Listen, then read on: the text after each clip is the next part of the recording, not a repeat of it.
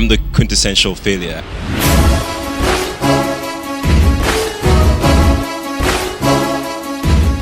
And you think Steve Jobs and Steve Wozniak are some lucky dudes? They are not. Before they got into those shiny palaces that they use as their head offices, these people were in the garage in their parents' home.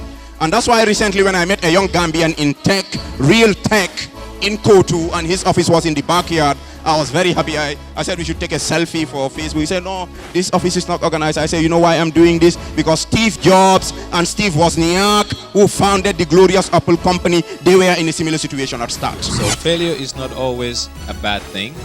It's a good thing to fail. And if you're afraid to fail, you'll never succeed. I feel there should be more incentives for young entrepreneurs who are having businesses to, like in terms of tax, to do better, because we hire young people who come with no experience, or they just come with certificates and degrees. So you're challenged with trying to keep your company going, hire, train, and at the same time pay taxes and give them salaries that will allow them to survive. And these are the same young people at times that are so impatient that they want to next day be the CEO or be in your position. Today, I know that I have failures to come, right? But I'm not afraid of these failures, because now I know that worse things could happen. I am not afraid of failure. I just want to be fulfilled with whatever I do.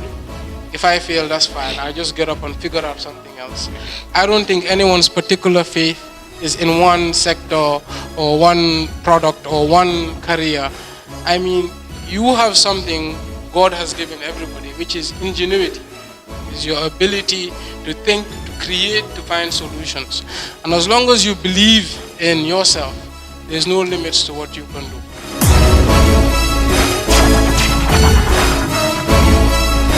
When you have those doubts, right? When you see somebody, you see Talib, he's selling all of these diapers, and you see him up here, and you see yourself down here. That's because you're looking at who Talib is, not what Talib is doing. So for you yourself, what you should tell yourself is not what I want to be when I grow up. What do I want to do when I grow up? When you start doing, you start forgetting about the image or thinking you're supposed to be here, a CEO or whatever. Just do something. I'll give you an example. I recently I expanded my business into the United States, and I started to buy groundnuts. And before I went in, I was talking to these huge companies. They're doing $300 million a year in groundnuts. So I'm nothing to them.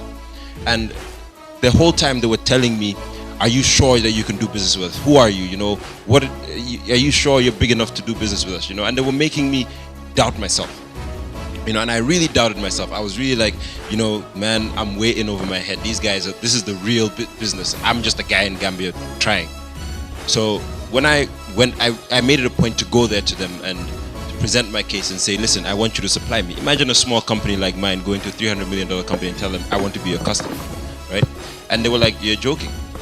But eventually, I did what I had to do, and I was confident that I had the ability to do the job. And lo and behold, at the end of the day, when they started supplying me, they made a lot of mistakes that I pointed out. And I told them, listen, you guys, this is not how you do the business. You're making mistakes. And they're like, no, we've been in this business 40 years. We know what we're doing. And lo and behold, it ended up costing them a lot of money. In terms of public policy, I really believe, and I'm an advocate of this, and I would put it on record, I think Gambia hasn't done much for the growing demographics of the youthful population that we have. And this is not about projects and donors putting in money.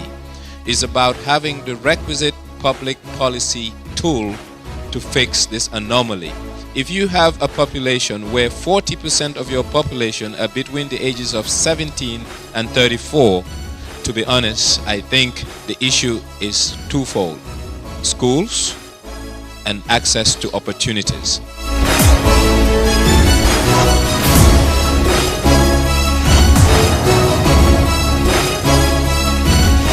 Let YES be a yearly event. If we can, every 6 months we do it. But when we come here, we'll be the ones sitting there and presenting our idea to our fellows.